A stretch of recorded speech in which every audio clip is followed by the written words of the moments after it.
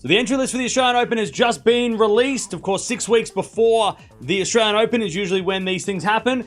And we've got some interesting names that have been made or have made the entry list. And of course, got some seeds as well to talk about. Not official, but provisional seedings. Let's go have a look at who is actually going to be in this tournament. So let's start with the top 32 who are unconfirmed seeds at this stage. Of course, remember the first week of the year, a lot of points could still exchange between these players. So this isn't set in stone, but the top 4 players in the world right now, Sabalenka, Swiatek, Gauff, and Pellini are the top 4 seeds going into Australia. But like I said, some of those players are actually really close, so there could be some changes. Then you've got Zhang, Raducanu, Pegula, and Navarro as the top 8 seeds for the Australian Open this year. And again, things can change in the first week, so this is a rough guide. Some of the other players that are seeded at this stage, someone like Badosa, who's very, very dangerous at number 12 there. Also Krejcikova at number 10. I'd watch out for Schneider as well, who's number 13. She had a very good end to last year and had a very good season and is due to break out at a slam very soon. Ostapenko, of course, always dangerous. And Muchova, number 22 seed at this event. So I guess that's a relief for pretty much everybody in the draw that is seeded, or at least will be seeded. Won't have to play her until the 3rd round at the earliest. Some of the players outside of that top 32 at the moment that are not seeded, you've got Yastremska, who had a really good run last year. She might actually get seeded because she's only 33 in the rankings, so she might actually be able to get into that top 32 and seeded, but if she's unseeded, definitely dangerous. Anisimova, another player who's done really well in Australia before, and at Grand Slams in general, very dangerous player. Vondrousova was injured most of last year and has dropped out of the seedings, so she'll be unseeded potentially at this Australian Open. Very dangerous there. Also, Ons Jabeur, another dangerous first round potentially for some players. Then you've got 2 former Grand Slam champions right next to each other who will be unseeded going in, with Emma Raducanu and Naomi Osaka at 59 and 60 in the world currently. So both of them are pretty much confirmed to be unseeded in the first rounds of the Australian Open, which means they could play those top 4 players as early as the first round. So that's where things get really dangerous when you put in players like Osaka and Raducanu in the mix as a first round opponent. So there you have it. So that's the top 32 seeds. But like I said,